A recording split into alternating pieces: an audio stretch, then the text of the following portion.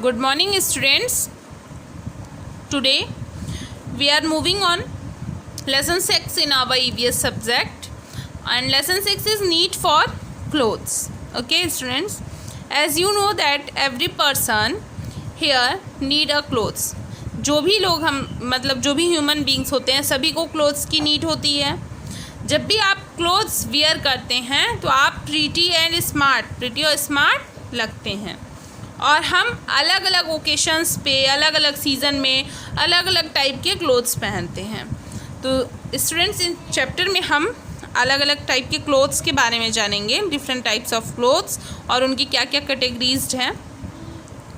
Clothes are our basic requirement of our body. हमारे body के लिए जैसे फूड की ज़रूरत होती है स्टूडेंट्स, वैसे ही क्लोथ भी हमारा एक बेसिक रिक्वायरमेंट है. We need them to cover our body. हमें ज़रूरत क्यों होती है क्लोथ्स की? ताकि हमारे बॉडी को कवर किया जा सके. Clothes protect us from heat, cold, rain and insect. Clothes जो होता है हमें प्रोटेक्ट करता है किससे? हीट से, कोल्ड से, रेन से और इंसेक्ट्स से भी.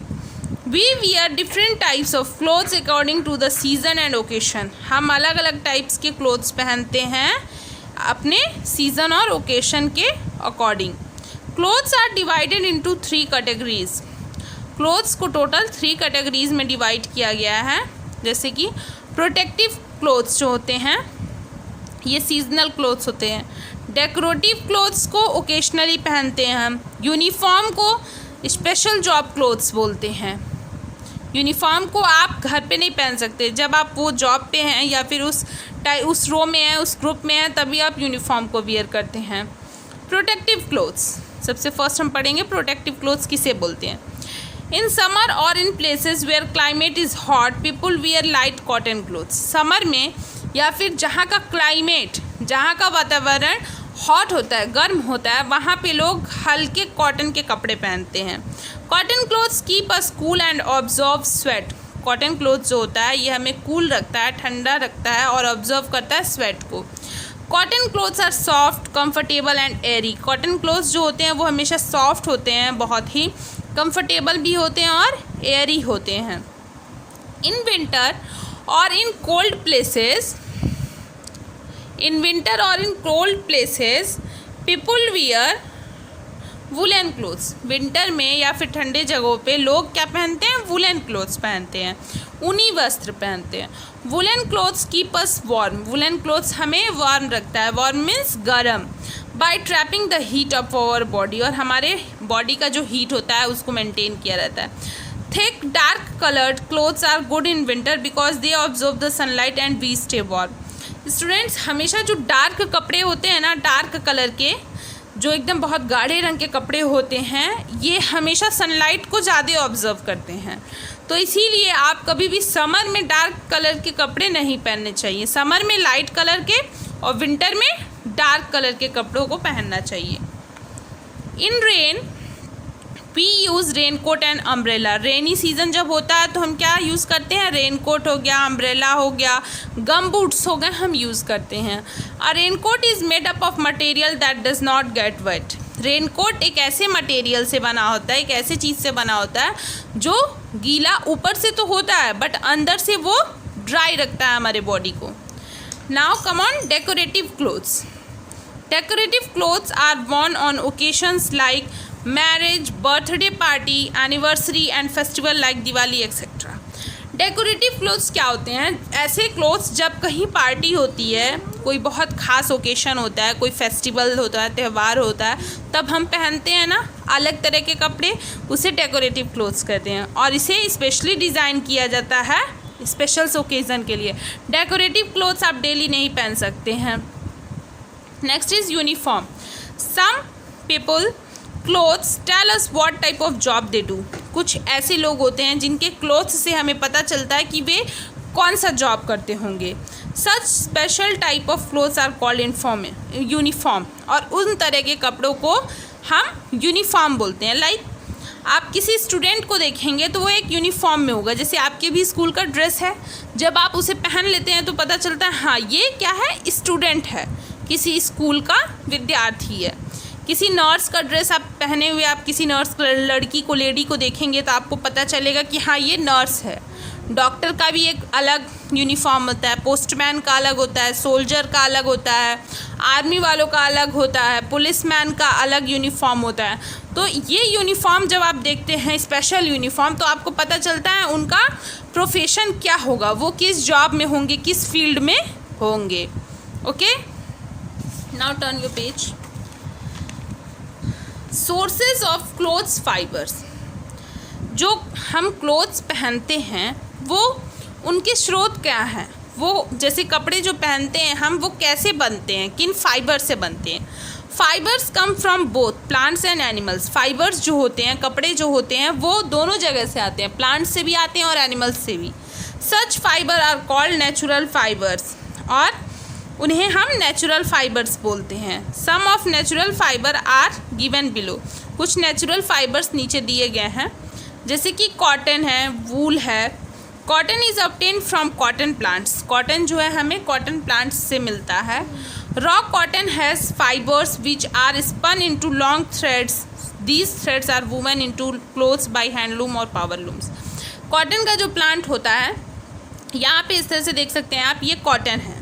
इसे तोड़ा जाता है, इसे प्लक किया जाता है, यहाँ से बड़े बड़े फैक्ट्रीज़ होती हैं, वहाँ पे ले जाया जाता है। इसको, इसकी जो भी होता है प्रोसेस, कटाई छटाई की जाती है। उसके बाद से इसे बिना जाता है लंबे लंबे धागों में। फिर उसके बाद अलग फैक्ट्रियों में वो थ्रेड्स जाते हैं, वहाँ पे इन्हें फाइबर में कन्वर्ट किया जाता है। सो इसका भी एक प्रोसेस होता है। वूल।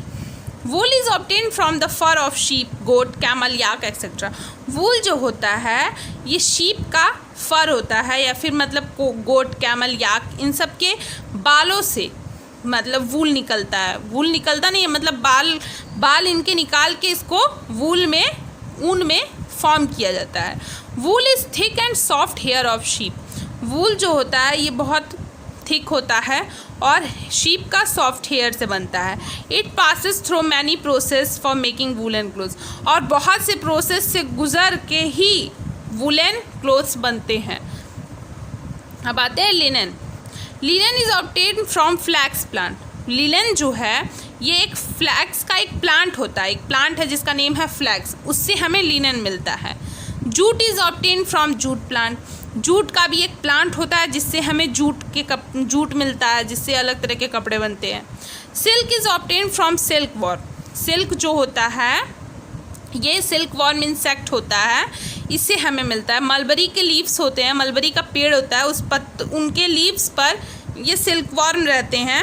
When they get matured they weave a silken cocoon around themself. जब ये बड़े हो जाते हैं तो इस तरह का कोकोन जो होता है इस तरह का देते हैं, जिसको अलग अलग प्रोसेस में करके सिल्क का बड़ा बड़ा कपड़ा बनाया जाता है और फिर उसके मतलब जो भी क्लोथ्स बनते हैं। इसीलिए सिल्क के जो क्लोथ्स होते हैं बहुत ही कॉस्टली होते हैं, क्योंकि ये बहुत थोड़े थोड़े जो होते हैं ना कोकोन देता है, बहुत ज़्यादा मात्रा में तो देता नहीं है। ये तो थोड़े होने के वजह से, कम मिलने के वजह से सिल्क के जो कपड़े हैं वो महंगे आते हैं।